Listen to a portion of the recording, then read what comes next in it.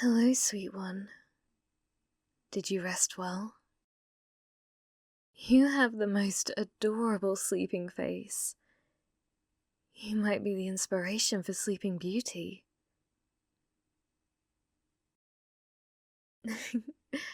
Careful. You nearly catapulted yourself out of bed. It wouldn't be good if you got a head injury and forgot about me. I had to call in a lot of favors to be able to meet you today. You're in a hotel right now. After you passed out, I thought it would be better to get you to a nearby bed than to take the time to drive you home. I believe this one specifically is called a love hotel?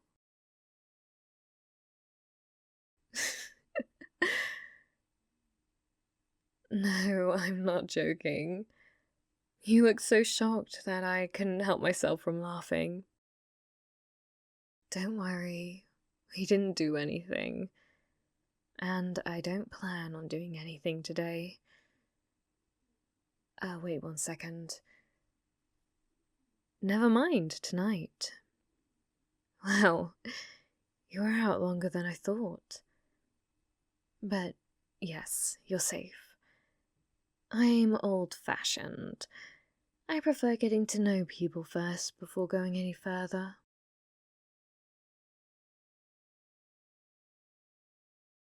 Who am I? Why am I here?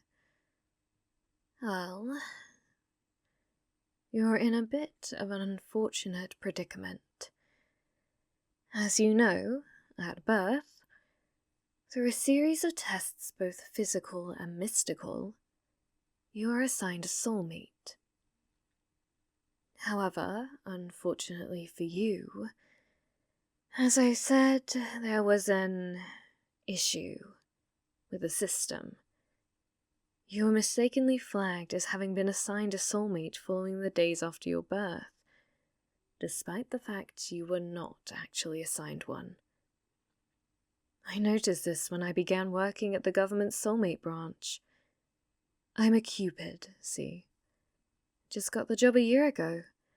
And as you should also know, Cupids are the individuals given authority to make sure regular individuals with soulmate problems can have those problems resolved and enjoy their romance for the rest of their lives. Typically, soulmates meet within their formative years as a way to establish a sense of familiarity. So when that didn't occur for you, it was flagged in the system. However, there are occurrences of this happening with others. Soulmate's family moving away, bad home life, stuck in hospital, even sometimes being assigned a soulmate who lives in a different country. So it wasn't presented as too large of a red flag. As the rest of your life progressed without issues, proper development of empathy and social skills, excellent scoring in the soulmate-related courses, etc., all the required green flags and then some. Everything was in order and impressive, so the one red flag was never re-evaluated as it was seen as a minor issue. Except it is no longer minor as, by this age, you and your soulmate should already be at least talking. Even those in the system marked as taking it slow at least have a conversation once a week. Due to your abundance of green flags, you're assumed to be an easy case a beginner Cupid like myself could take on. Hence why I was able to find a bed that I knew would be to your tastes in a limited amount of time. I have read all your files, so I know everything about you. Your preferences, hobbies, desires, your other kinds of preferences. Apologies, I'm diverting the topic. Since being assigned to resolve your issues, as I said before, I realized you had not been assigned a soulmate as you should have been. Originally, I thought it would be no matter. Your soulmate must have been assigned to you, for it not to have been presented as a major issue. I mean, two people not having assigned soulmates for all these years going unnoticed? What are the chances? So I did a reverse search, but unfortunately, I found nothing. Then I thought, if you weren't assigned your soulmate, then surely your soulmate must have also somehow slipped through the cracks and ended up without one, correct? So I searched around the system, but no one turned up. My next thought was that, oh, how unfortunate. Your soulmate must have died before the two of you could meet. An unlikely scenario, yes, but not so unlikely that it was unheard of, like the other thing I spoke about. So I searched around the files of those who died before meeting their soulmate. I had to confirm the death certificate before I could officially put you forward to the reassignment scheme. But once again, absolutely nothing. At that point, I was thinking, maybe I looked at your records wrong. There's no way that your soulmate couldn't be dead. Or if they weren't, there's no way there wouldn't be any indication they were linked to you in some shape or form. I even tried misspelling your name in case that was the issue, and checking if people with the same name as you were actually supposed to be you, but someone mixed up the profile pictures. But once again, nothing. So very unfortunate. It left me in quite the predicament. My supervisor would understand, sure. This is clearly an issue well outside of what I can resolve in my responsibilities as a Cupid. But that wouldn't be fair to you. It would also ruin my perfect record. It's how I had so many favors to cash in, so we can meet without worrying about the Aphrodite board's interference. I'm responsible, and use my responsibility to help others out. And I want to be responsible for helping you out. Your file is very impressive. And what I've seen of you during monitoring has only impressed me further. You're quite a strong character, and a lot of our interests align. You're also very easy on the eyes, to put it mildly. Why should someone as high level as you suffer a lonely fate for something that was not your fault either? It did not sit right with me at all. Not one bit. So, I have taken it upon myself to become your soulmate.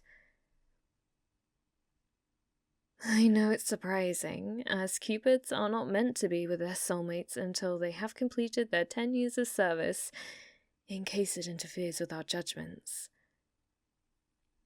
But there's only so much that can be done at this point. I'm not saying we should start dating now. I am very much one who likes to take it slow, as I said. And I can't do anything to put my position in jeopardy before we're officially assigned to one another. So for now, we should take things as friends. And then suddenly discover our feelings for each other the second I am relieved of my duties. My own soulmate is dead. It's why I was quick to consider the possibility for yours. I opted out of the reassignment scheme, so I've remained without a soulmate since their passing. An accident when we were younger. We were childhood friends. You remind me a lot of them. Perhaps that's why you weren't assigned a soulmate by the system. Perhaps both of you were meant to be my soulmate, and the system just waited to see which one would survive long enough to be mine. Or maybe you are them, just somehow magically reborn without me noticing. What do you mean? I must be mistaken. Didn't I just explain how extensive my research into your issue was? Did I not explain things correctly? I can explain again. No. You don't have a soulmate. You just fell for the lies of a soulmate scammer. I understand you were meant to meet up with the bitch today. As I said, I've been monitoring you, and very closely. But she was a scammer. Simple as that. Pretending to be your soulmate, while planning to steal everything you have. Since you passed out just as you're about to see her face, I take that as confirmation that only bad things happen to those associated with her. There's no use in thinking about her. All you need to do is focus on my plan, and we will be happy together. I'm doing my best to make sure of it.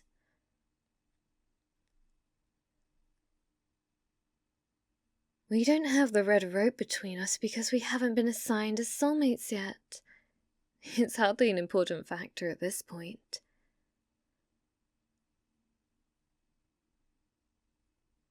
Not me? Then why do you bring up the red rope?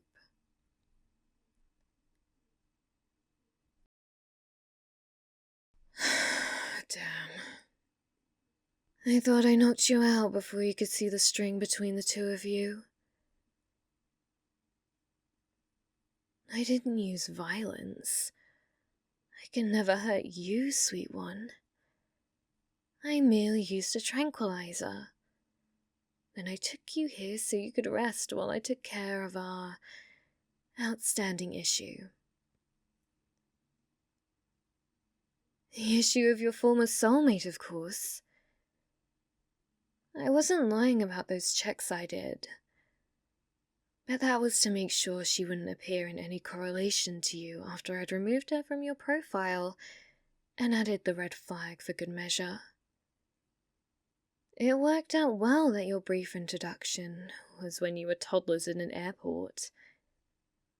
She had to fly, 8 hours to come meet you? Inconvenient at best, a nuisance at worst. She's dead. She's dead. There's not much else to it. A tragic accident, finished off by a careless driver zooming around the corner when she went to cross the road. Her family has already been informed. That's what's on the report. So that's what happened. You can now stop thinking about her and... Not hers. Mine. You are my soulmate, sweet one. I've waited too long to have you back for you to discard me for someone who could barely pass their soulmate courses. Even if you are not them reborn, you are clearly meant for me. Aside from the physical similarities you share with my childhood friend, as I said, we have so many similar interests and values.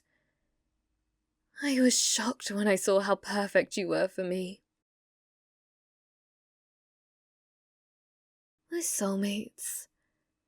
Once you come to know me in time, you'll naturally fall in love with me as well.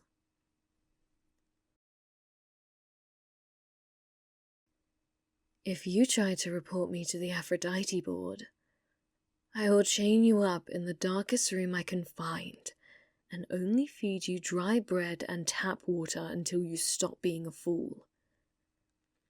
I may not wish to inflict physical pain onto you, sweet one, but I have no patience for idiocy. If you need to be punished, I shall punish you. I understand it will take time for you to process these emotions. Regardless of circumstances, meeting one's soulmate is always a large affair. I'm giving you time to process, so make sure you wrap your head around things before time is up, as I'm sure you don't want to force me into taking extreme options. Sweet one, accept me as your soulmate.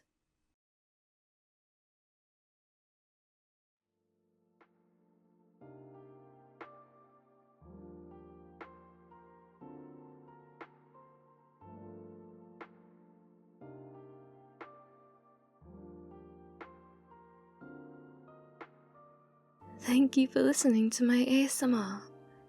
If you like this video, please make sure to leave a like and comment about what you liked best.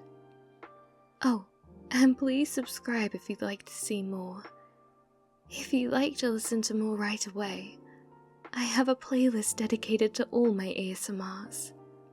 Please consider supporting me on my Ko-fi or with supers, and thank you to those who already have, such as Ouroboros Rule, Carnabuncle, KB, It's Simic, Martin Malik, Phoenix Rodarte, Espresso, Travis Umbra, Charlize, Miles Anderson, Matt Pam, Zero Overlord 250, The First Oben, and Mabu 150 centimeters.